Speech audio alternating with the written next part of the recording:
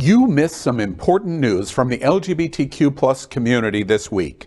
To ensure you are current, we are recapping that important news. Here's what you may have missed. Let's queer up business. Desantis calls for Bud Light investigations over Dylan Mulvaney promotion.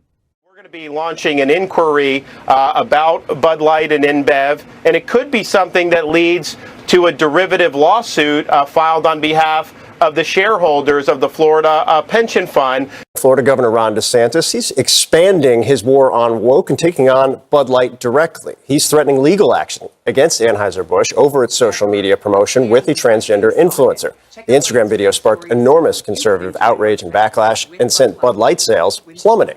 We believe that when you take your eye off the ball like that, you're not following your fiduciary duty to do the best you can for your shareholders. He's been fighting to gain momentum in the presidential race and to close that gap with Donald Trump. Presidential candidate and Republican Governor Ron DeSantis wants Florida to investigate its investments in the company that makes Bud Light because of conservative backlash over a transgender social media influencer marketing the beverage. DeSantis said Thursday in a letter to the State Board of Administration that, quote, all options are on the table, end quote. It's a response to Dylan Mulvaney's Instagram post. The governor said that due to the backlash over the post, Anheuser-Busch InBev has suffered sales losses that could affect state investments. He added that the beer manufacturer's radical social ideologies have turned Bud Light into a social pariah, and losses have been staggering. Let's queer up the USA View. Video shows trans man being beat by LA County Sheriff. Come here. I just stopped you. No, you didn't. Yeah, I did. Get your hands off of me. What are you doing? Oh, my God. In the surveillance video, you can hear Emmett Brock, a 23-year-old transgender man and a teacher, as he screams for his life. Now, this incident unfolded February 10th of this year, but is just coming to light. An attorney for Brock says he was pulled over for having an air freshener hanging from the rearview mirror, but the deputy got enraged after his client flipped him off. The deputy followed Brock in his cruiser until he pulled into the parking lot of a 7-Eleven in Whittier and got out of the car. That's when we see the deputy confront Brock and beats him to the ground. Now, this altercation lasted for about 3 minutes as Brock was punched in the head. We spoke with Brock's attorney, who says his client is now jobless and facing criminal charges.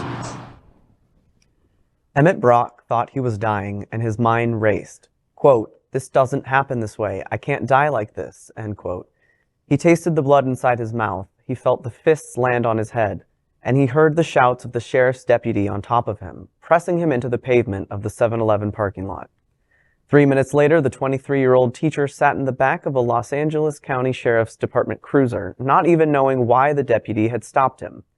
Brock was sent to the Norwalk Station lockup and booked for 3 felonies. When he told the staff he was a transgender man, he said they asked to see his genitals before deciding which holding cell to send him to. That was in February. Brock is now jobless and still facing criminal charges. The Sheriff's Department has been under intense scrutiny in recent weeks for 2 other use of force incidents caught on camera, including one in which a deputy punched a woman in the face while trying to take her child.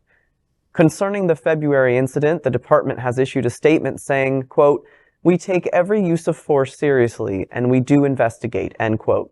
To Brock's lawyer, Thomas Beck, that underscores how far the Sheriff's Department has to go when it comes to meaningfully holding deputies accountable. Let's queer up South Florida and Florida. Pregnant transgender Florida man killed by fiancé in murder-suicide. A 21-year-old trans man who was 8 months pregnant was killed by his fiancée, who then fatally shot himself, in what authorities in Florida are investigating as a murder-suicide. According to authorities, Riley John Grover, 26, shot Camden Ryder multiple times around 7 p.m. on Friday outside the home in Winter Haven in front of witnesses. Facebook posts show Ryder proposed to Grover in April 2022. Ryder also posted an image of an ultrasound in March announcing he was pregnant with their child. According to police records obtained by HuffPost, Grover was arrested multiple times over the last several years including for an incident of a domestic violence involving a female family member. According to a national survey, more than half of transgender individuals have experienced intimate partner violence. Let's queer up entertainment. Music star Hozier speaks out against transphobes. Irish musician Hozier has long been a fierce and vocal defender of the LGBTQ+ community and has a message to anyone targeting trans people. Recently, there has been a marked rise in hostility towards the trans community, something the Take Me to Church singer has noticed. Speaking to Metro ahead of the release of the new album, Unreal Unearthed, the acclaimed lyricist described the wave of transphobia as a distraction from the serious issues affecting the world. He said, quote, "At a time where there are already huge questions to be asked about how our society is functioning and what we want out of an economy that really isn't working for everyday folks, there are media companies who love picking on soft targets," end quote. He called the scapegoating of tiny minorities the oldest trick in the book. Let's queer up travel.